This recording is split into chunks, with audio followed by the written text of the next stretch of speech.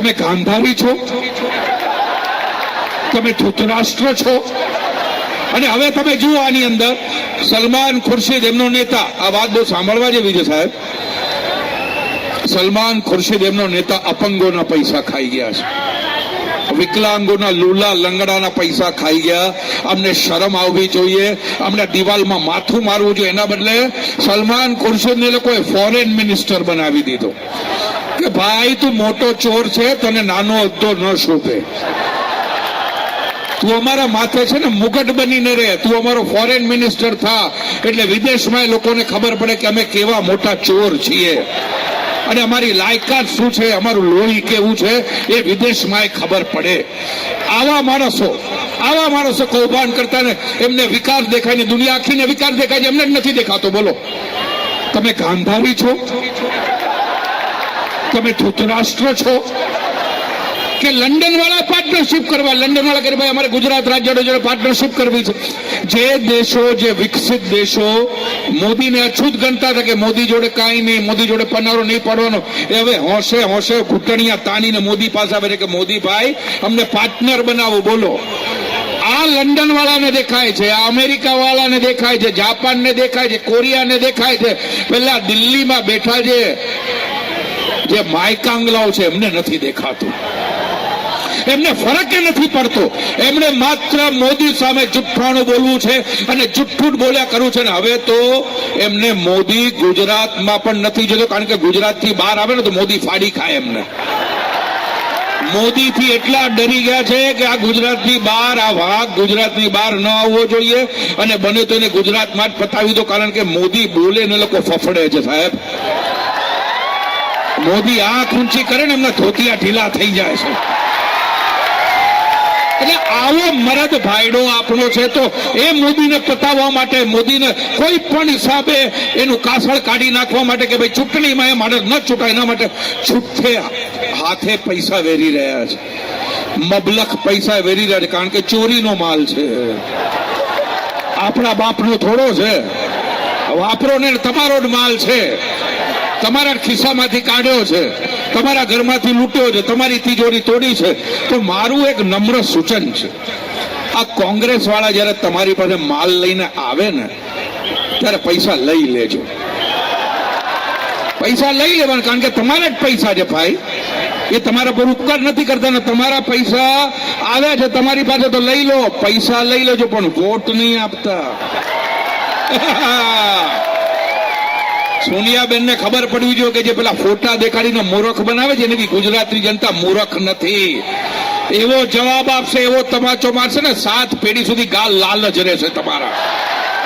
તો પૈસા તો સાહેબ લઈ લેજો, વોટ નહીં આપતા, કારણ કે જો એકવાર તમે એમને વોટ આપ્યો અને જો ભૂલે ચૂક્યા અમારા જો સત્તા ઉપર આવ્યા તો એટલું યાદ રાખજો, આનાથી છે ને તમને બમણા લૂંટશે ને ઘરનું ઘર તો બાજુ રહ્યું, જે ઘર છે ને એમાંથી એ 2 ઘર કરી નાખશે તમને. અને અમને બોલવામાં તો કોઈ છોછ જ નથી. ઘર બનાવી આપીશું, આનું આ કરી આપીશું, આનું આ કરી આપીશું. અરે ઢીંગલાઓ, તમને એટલું સમજાય છે? મનમોહન સિંઘે એમ કહ્યું હતું કે 100 દિવસમાં ગરીબી હટી જશે. કપાળ મારા બાપનું, 100 દિવસમાં ગરીબી હટે? તો એ બોલવામાં આપણા બાપનું શું જાય? બોલો ને 100 દિવસમાં ગરીબી હટી જશે ને માનશે જનતા. 100 દિવસમાં ગરીબી ન હટી, 100 મહિના થઈ ગયા, ગરીબો હટી ગયા, ગરીબો ઓછા થઈ ગયા ને ગરીબો પતી ગયા છે. બોલો. અને પછી વચ્ચે ફરમાન બહાર પડ્યું હતું કે જે માણસ 36 રૂપિયા કમાય ને ગરીબ ન કહેવાય. આ તમને સમજાય છે? આ તમારા દેશના નેતાઓ શું બોલે તમને સમજાય છે?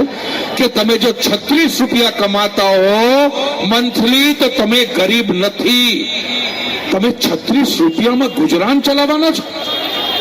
તમે 36 રૂપિયા કમાનાર તમે પૈસાદાર થઈ ગયા. આ તો એમની વાતો છે, પણ બોલવામાં આપણા બાપનું શું જાય? એટલે મારું સાહેબ એ જ કહેવું છે અહીંયા આગળ કે મોદી જ હોય, મોદી સિવાય બીજો કોઈ ચાલે નહીં, મોદી સિવાય આપણને બીજો કોઈ ફાવે પણ નહીં.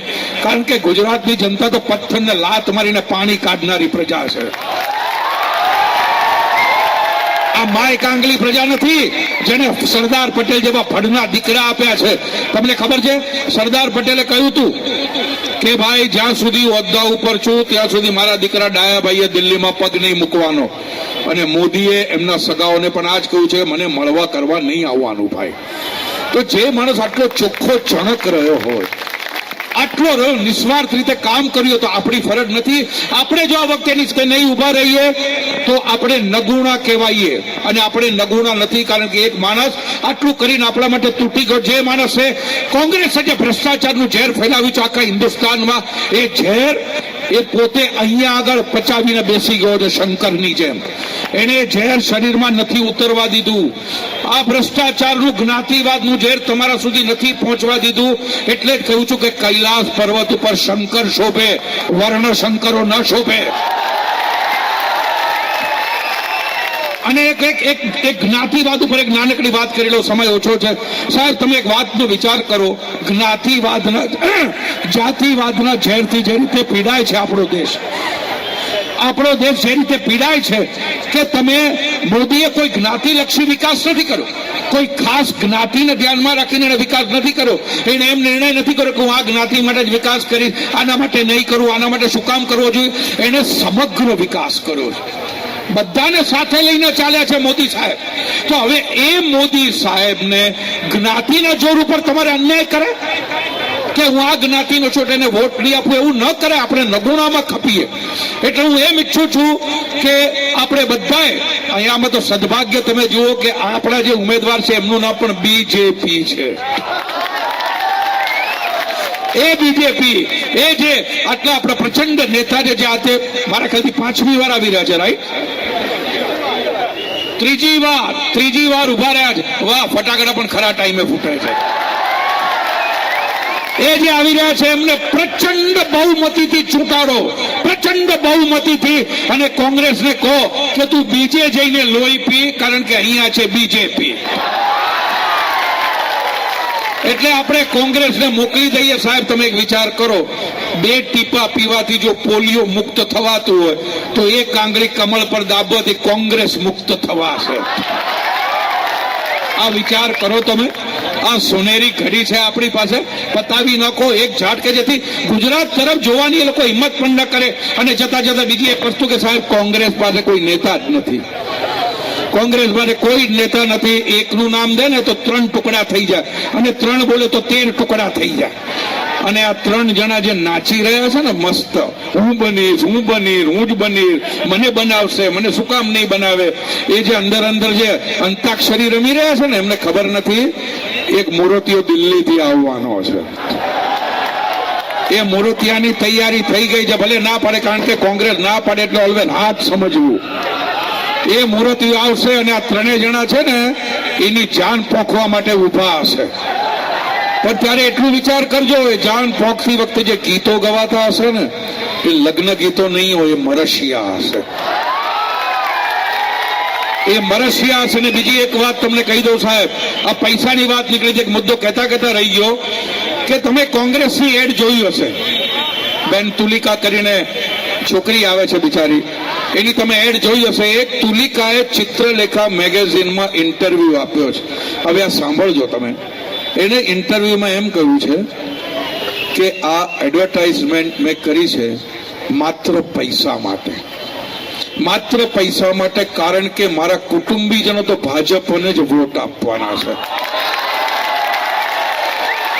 તો તમે વિચાર કરો, આ નાની છોકરીને મોદીનું મોદીની સચ્ચાઈ, મોદીનું તેજ કેવું બોલાવડાવે છે કે છોકરીએ પૈસા લીધા ને તો પણ કે તો મેં પૈસા માટે કર્યું છે, બાકી વોટ તો ભાજપને જ જશે.